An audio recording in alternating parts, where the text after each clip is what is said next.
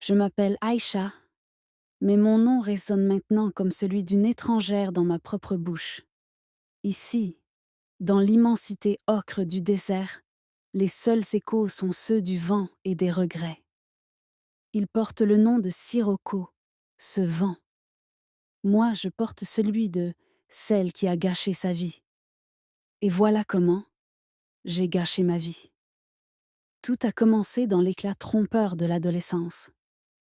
J'étais la fleur de mon quartier, celle dont les rires fusselaient les après-midi oisifs.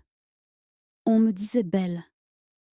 Sur les réseaux sociaux, les likes se comptaient par dizaines, louanges numériques qui sont devenues la seule nourriture de mon ego. Je collectionnais les regards des garçons comme d'autres collectionnent les trophées. Ma mère me disait: Aïcha, un livre est une lampe. Allume-la. Mais j'étais trop occupée à danser dans l'obscurité, croyant que les lueurs des écrans étaient des soleils. La mauvaise compagnie. C'était la plus populaire. Nous nous appelions les reines. Nous méprisions les étudiantes sérieuses, leurs yeux fatigués sur les livres, leurs rêves en noir et blanc. Nous, nous vivions en couleurs, croyions-nous.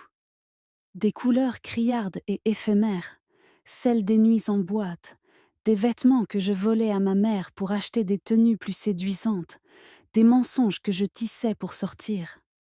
Ma famille a résisté un temps. Les sermons de mon père, pleins de sagesse et d'alarmes. Les larmes silencieuses de ma mère, qui lavait mes frasques avec son pardon. Puis est venu le garçon, celui qui a scellé mon sort. Il parlait d'amour avec la douceur du miel, mais ses mains étaient pleines de cendres. Je l'ai suivi, abandonnant l'école, reniant ma maison. Le jour où j'ai franchi le seuil, mon père a dit: Si tu choisis cette voie, ne reviens jamais. Tu n'es plus ma fille. Je suis partie en riant, croyant qu'il bluffait. Je ne savais pas que certains serments sont gravés dans le granit. La vie de jeune fille m'a rapidement montré son vrai visage.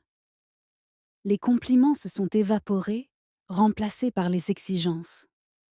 Les reines se sont envolées, chacune pour sa propre survie. L'homme qui parlait d'amour a montré ses crocs. La dépendance, la violence, l'exploitation. Puis est venu l'enfant. Une petite flamme dans mon obscurité grandissante. Mais une flamme a besoin de bois pour brûler. Je n'avais rien à lui offrir. Aucun diplôme pour obtenir un travail. Aucune compétence, si ce n'est celle, amère, de plaire un temps à des hommes éphémères. Aucune valeur ajoutée, comme disent les économistes. J'étais un produit périmé sur un marché saturé. Ma famille? J'ai tenté de revenir une fois. Le reniement était complet. J'étais devenue un fantôme pour ceux qui m'avaient donné la vie. Et puis, la chute finale. L'homme est parti. La fin est arrivée. Pas cette petite faim qui gronde, mais celle, vorace, qui dévore l'âme. Celle qui fait pleurer mon fils, Kadir, d'un cri si faible qu'il ressemble à un souffle. Nous avons été jetés à la rue, puis nous avons marché, poussés par un instinct de survie dérisoire, jusqu'à cet enfer, le désert. Symbole de mon existence. Un vide immense, aride, où plus rien ne pousse, pas même l'espoir. Maintenant, je suis assise ici. Le sable est mon seul lit, le ciel étoilé mon seul toit.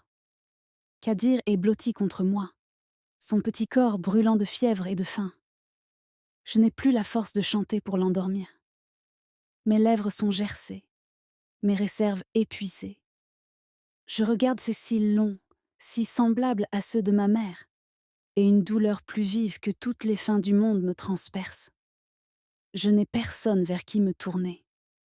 Les dieux semblent s'être retirés. Les hommes sont absents. La société, elle est quelque part, loin, à débattre de choses qui ne nous concernent plus. Et voilà comment j'ai gâché ma vie.